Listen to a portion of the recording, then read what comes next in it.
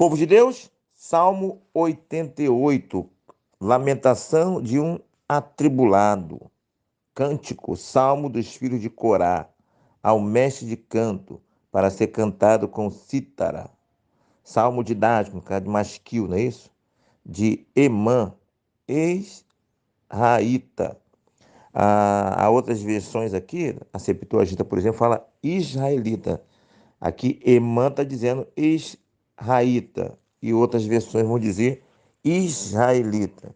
Então, é um salmo desse homem chamado Emã, ok? E mais aí, dedicado de novo para ser tocado, sob o comando dos filhos de Corá, ok? Mais um salmo de lamentação. Algumas informações interessantes. Já aprendemos que os salmos de lamentação ele é muito abundante, é o que tem mais salmos. Dos 150 salmos, o salmo de lamentação é o que tem com maior abundância. Os salmos de lamentação, eles estão relacionados a um lamento sobre perseguição interna, que o salmista está sofrendo pelos seus próprios irmãos, pelo seu próprio povo. Há o salmo de lamentação que tem uma perseguição externa pelo inimigo, e há os salmos de lamentação relacionados a uma enfermidade que o salmista está em estado grave, né, de morte, e esse aqui é essa característica, onde o contexto aqui é de uma enfermidade. O Salmo 6 fala sobre salmo de enfermidade, o Salmo 22, o Salmo 28, o Salmo 30 e o Salmo 38 são salmos de lamentações que têm a ver com uma enfermidade. Há salmos de lamentações que dão uma ideia clara de que Deus respondeu, e há outros salmos de lamentação relacionados à enfermidade que passam uma ideia que Deus não respondeu. Esse aqui, por exemplo, no contexto aqui, não está declarando, mostrando sinais de que houve uma resposta de Deus, na forma como o salmista está pedindo. E assim é a nossa vida, assim é os ensinos que temos tido, né? Deus responde e Deus não responde. Algo muito abundante nos salmos de lamentação é o silêncio de Deus, né? Nós já aprendemos muito isso, e o salmista aí clamando: ó, por que está silêncio, Deus? Ó, Deus, vem meu socorro. Chora aos pés do Senhor, vai para o colo de Deus, que ele sabe que esse é a única esperança que ele tem. Que se Deus fica em silêncio, mas a qualquer momento ele pode se manifestar, dar o estalo do dedo, falar o haja dele, e quando ele começa a agir com haja, as coisas começam a acontecer. Ah, ah, e entre os salmos também que terminam sem uma resposta assim clara de que Deus respondeu, é o Salmo 31, de 1 a 12. Não é isso? Então, nós temos aprendido muito com esse estudo sobre o livro de Salmo, porque eu sempre falo e repito, eles nos representam. Nós nos vemos representados no livro de Salmo, porque a dor do salmista é a nossa dor. Mas eu penso que a nossa dor ainda é menor que a dor do salmista.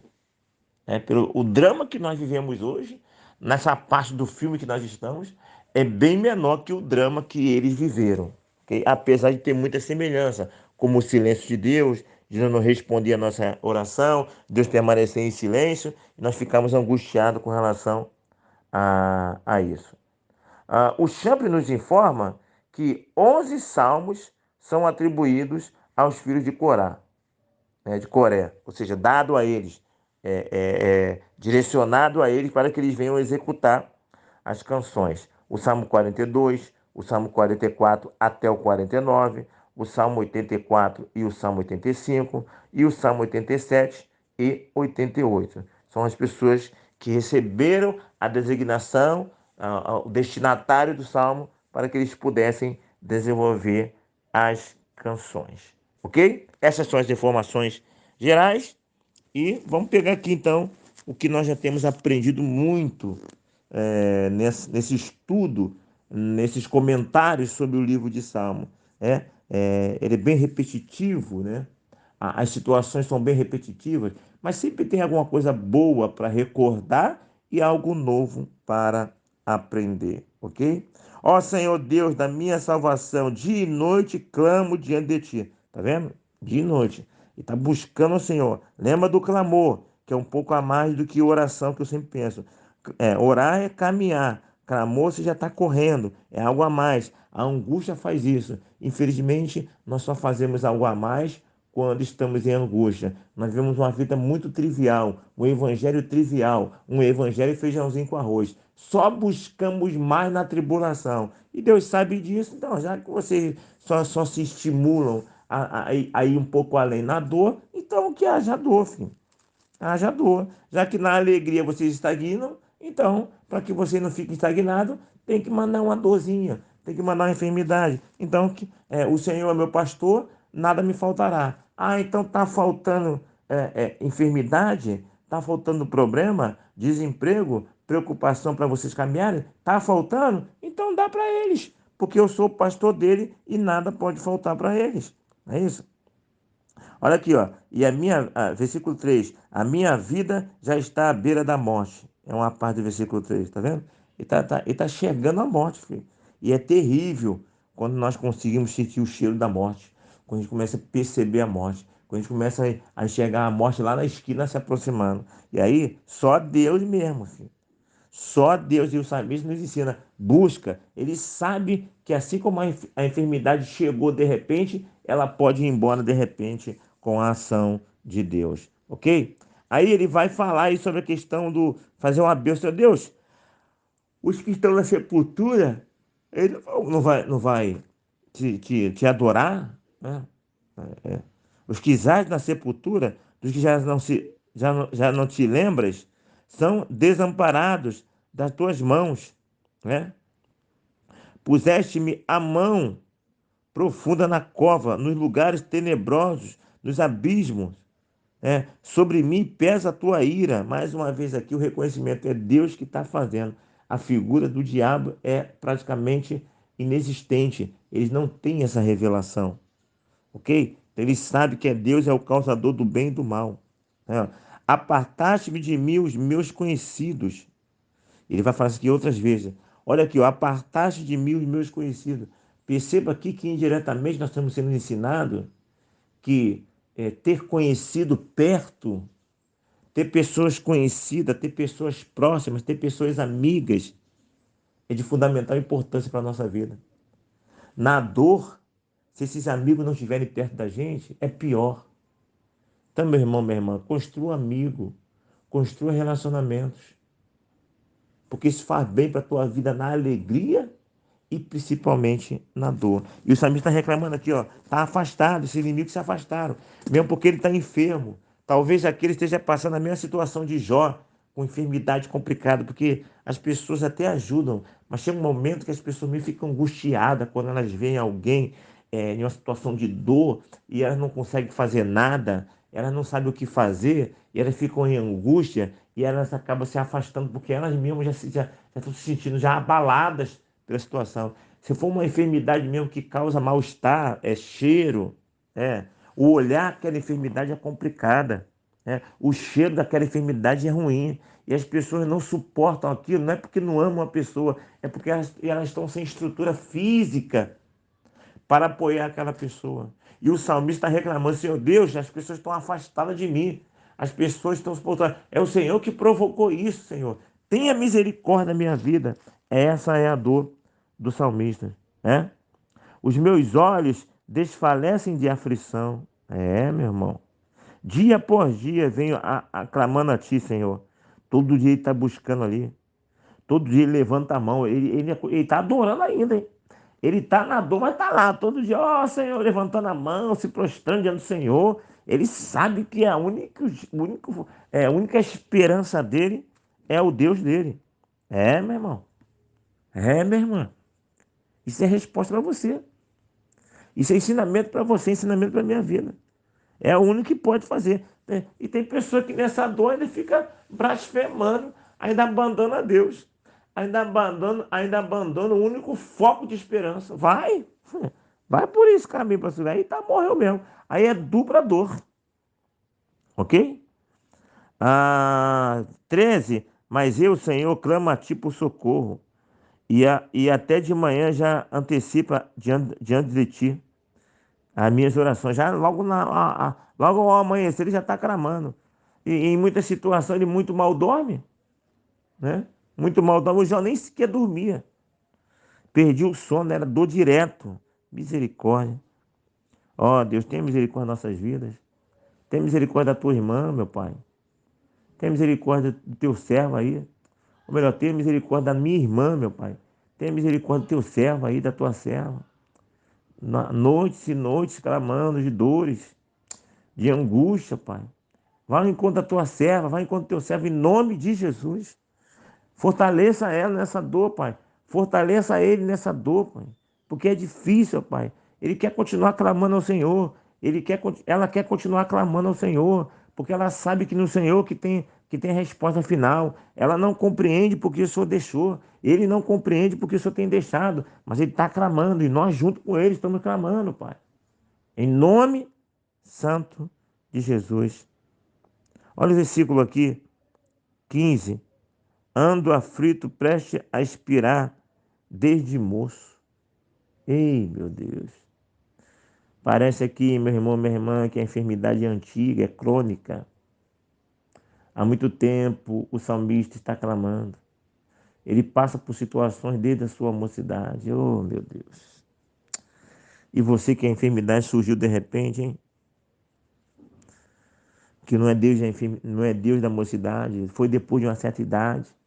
Você passou muito tempo ali com saúde, gozando da vida, e o salmista aqui, ele já há muito tempo, já ele passa por isso, ele está com Deus.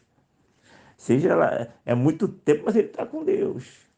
Há quanto tempo você está lutando com Deus com essa enfermidade, hein, meu irmão?